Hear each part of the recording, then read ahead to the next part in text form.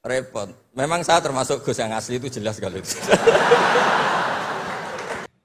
Yang kedua, buatan berat yang kedua, yang ringan. Hari-hari ini lagi viral berita seorang Gus.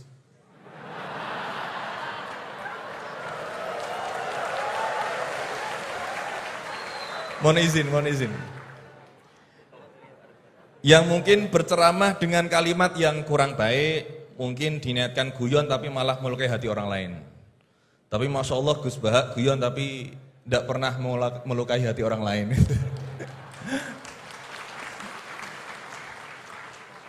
Nah pertanyaan saya Gus, ngapunten, karena ini pasti ke Gus Bahak, tidak mungkin ke Gus Quraisy Shihab, tidak mungkin. Karena pasti Gus Bahak.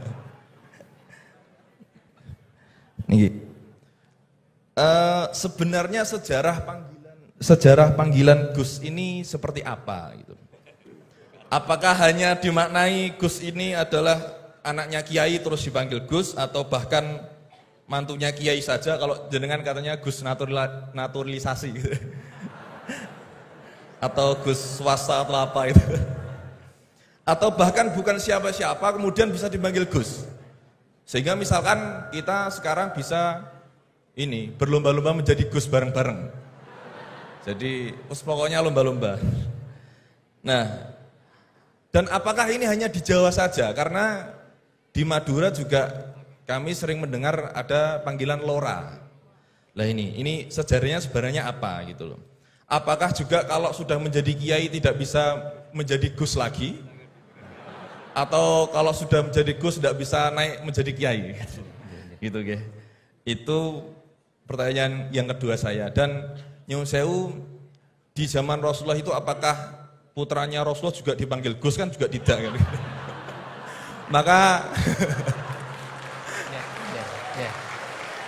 Maka kalau Gus ini tidak ada di zaman Rasulullah, berarti semua Gus ini bid'ah gitu loh.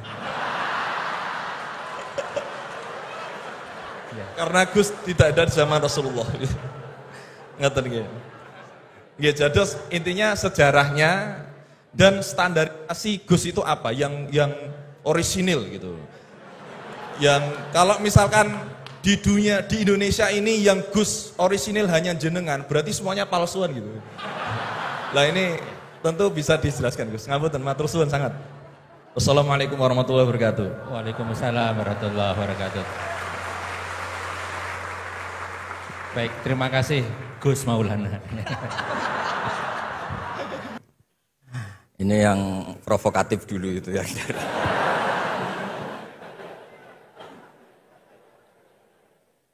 Semoga diampuni oleh Allah Ta'ala.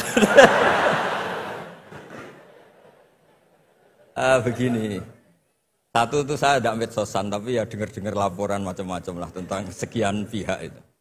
Begini, saya cerita ini biar sampean tahu bahwa Pak Rektor ngundang saya ini tidak salah. Kan? Memang benar-benar pemateri yang baik. Ya kalau kata Nabi Yusuf kan ini hafizun alim, orang harus zikru manaki binafsi, orang boleh cerita kelebihannya asal itu faktual. Begini, suatu saat, ini cerita di kitab Ihya, suatu saat Nabi Musa itu sholat istisqa. Itu doa apa saja itu sudah dipakai, nggak mandi. Nabi Musa nggak mandi, tetap nggak mandi. Kata Allah, inna fihim namaman, di komunitas Anda yang ikut sholat itu ada yang tukang adu-adu, namam, provokator. Maka kamu doa kayak apa tetap tidak akan saya ijabahi. Nabi Musa, ya gampang Gusti, tunjukkan orang itu siapa, nanti saya usir dari majelis.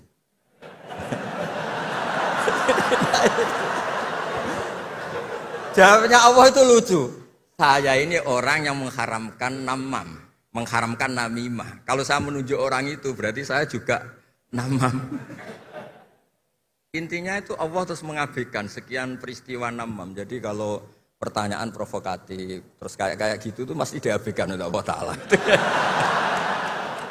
Karena nanti repot itu. Repot. Memang saya termasuk Gus yang asli itu jelas kalau itu.